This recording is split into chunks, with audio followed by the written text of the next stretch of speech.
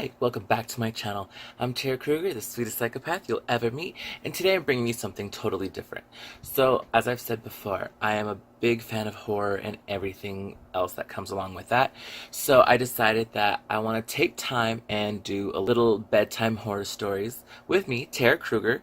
I have honestly been obsessed with just listening to narrations as I'm getting ready for the day, doing my makeup. I don't even really listen to music. I mostly just put on like stories from like Darkness Prevails, Let's Read, Corpse Husband, Creepypasta, and so on and so forth. And I enjoy listening to them so much. I thought, why not do it myself? You know, I started listening to, I think her name's Loie Lane. Forgive me if I got that wrong, but I started watching her recently, and honestly, she really inspired me to just try it and do it myself. So, hopefully this works out well. Hopefully I don't make a fool of myself. I am an illiterate fuck. But I'm gonna go ahead and choose a story and read one to you right now. I prefer not to speak about the day I worked for Coca-Cola. However, I feel it is my duty to reveal the 6 secrets of this wicked corporation. They were willing to torment people, use them as puppets, torture them, and even take their lives just to assure their business stayed on top. Not too many years ago, I would say around 2009, I was gaining acclaim for the diligence and impressive skills I displayed. The manager of our Coca-Cola sector promoted me to overwatch this newest project they were testing. It was called Hyper-Cola. Energy drinks were rising in popularity, and Coca-Cola had no product to compete in this field. Hyper-Cola was planned to just alter that. I had little knowledge on the ingredients in Hyper-Cola, for I was mainly dealing with the marketing of the product. I knew the goal, however, was to create an energy drink that was highly addictive. After briefing with our team developing the beverage, we arrived at the conclusion that the only further thing needed was a fan base. We wanted to gather a wide variety of people to test the drink. Several people from juvenile to elder, lean to plump, and even lanky to little arrived. We called them the beta testers of our product.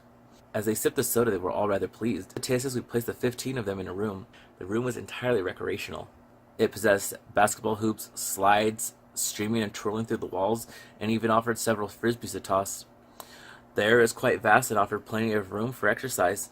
We peered through the window with interest to see how the Hyper-Cola had caused them to be.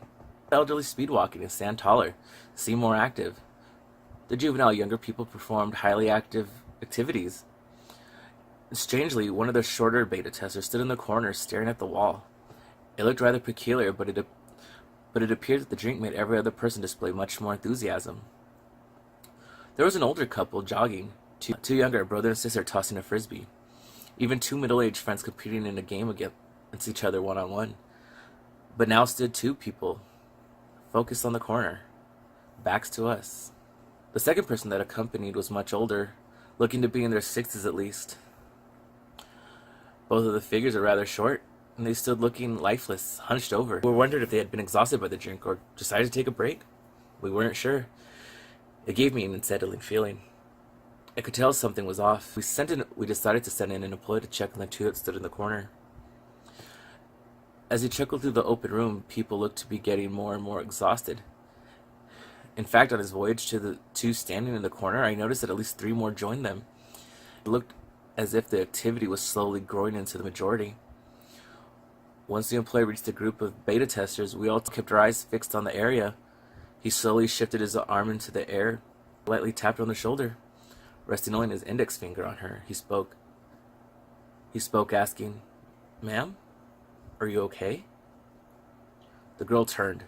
Her appearance was revolting. She stood there staring directly at the employee. Gazing her blood-red eyes intensely at him, she licked her pale white skin with an unaltered grin. Her lips stretched to either side of her face. Her eyelids widened and her pupils soon bordered her eyelids. Pupils dilated, lips flaking, and skin empty of color. She spoke, "Help." Her message was delivered with an uneasy tone as she trembled. But it was all she was managed to say before collapsing to the floor. More of the people piled in quickly. The entire group lay staring at the corner of the room. All the employees quickly brought their patients to the quarantine rooms. Once in separated rooms, the patients seemed to look near and near to death. The skin looked lifeless and colorless. They began to even say insane things and acted with unpredictable behavior. One of the patients began to violently scratch at the walls and express little signs of stopping. He was intent on what he was doing. He looked fearful for his life as he was begging for every last breath. His peeling lips opened wide, revealing distorted teeth as he shrieked, "Help me! Help!" He continued digging into the walls to the point where his nails snapped and his fingers began to tear. We had workers running to strap the patient up. However, by the time this happened, his fingers were exposing the bones in his hands. Skin peeled back from his fingertips, and hands were drenched in blood. He was determined to do whatever he was trying. Looking at many patients, they seemed to slowly be going insane as they all rummaged through the rooms, doused in sweat. After a day or two, a medical staff conducted tests on the patients. They confirmed an unknown substance in the drink that was causing patients' brains to rot and decay at a considerable rate. However, the only thing keeping them alive was a major amount of hyperactive chemicals within the beverage. Doctors confirmed that they'd be able to solve the issue. However, the drink effects would forever stay in their system. Quickly, the scientists at our company conducted several tests on the beverage, attempting to discover what it was that caused this reaction. Unfortunately, there was no explanation, no evidence anywhere. The company swiftly released the patients who faced the effects of the drink.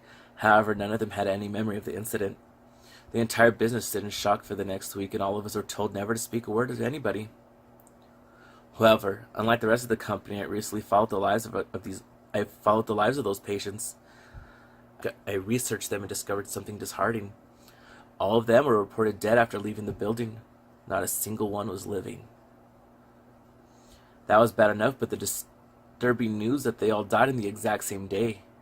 This day matched the expiration date on the original Hyper-Cola bottles. That was unnerving to me. The drink was obviously quickly thrown under the rug. It was thrown under the rug for its high danger. The company, of course, needed to protect itself, and because of its fame and size, it had little trouble doing so. They deleted all traces of Hyper-Cola anywhere. Speculations of its arrival were disregarded, and articles of it on the internet have been forced to be taken down. As I stated before, everyone within the industry refused to speak about it. What is that? Everyone that is but me.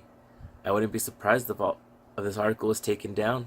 After all, Coke has done a magnificent job at masking its outbursts from the public. Well, that was the story. Hopefully you guys enjoyed it. Hopefully it was a good first pick. The one I originally wanted to do first was the first story I ever heard, but that thing is like fucking 30 minutes long. So I kind of want to figure out how to do this better as I go on, just same as the first time with the makeup videos.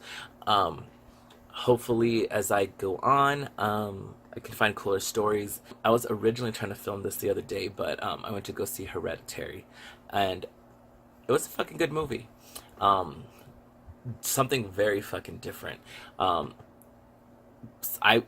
highly recommend it. I don't want to give anything away. Yeah, hopefully you guys like this. If you have any stories that you like, send them to me. I kind of want to keep doing this. Of course, let's see how this one is. It might suck. I don't know. Depending how, like, I'm probably like, will I post this? I'll post it even if it sucks. Depending if it doesn't suck that bad. Yeah, like I just want to tell story times and drag, you know, like Hood Rat on Fire with a dick or something. I'm gonna start searching and trying to find even scarier, like more disturbing fucking stories. This is my first time doing a horror story time. Hopefully you guys liked it. Hopefully I didn't do too bad. Like I said, we'll get better as we keep going on. But I had fun doing this, and hopefully you guys like. I will be coming back with makeup videos. I'm not stopping the makeup. I'm going to continue with makeup. I'm going to continue with horror and whatever else I want to do here. I will be going out of town again next month, so I'm going to do another like get ready, go on the road with me type thing, just to what I do with my friends, mostly just acting stupid and whatnot. Follow me on Instagram. It's where I'm mostly active. Don't forget to subscribe, and I'll see you ghouls in the next one.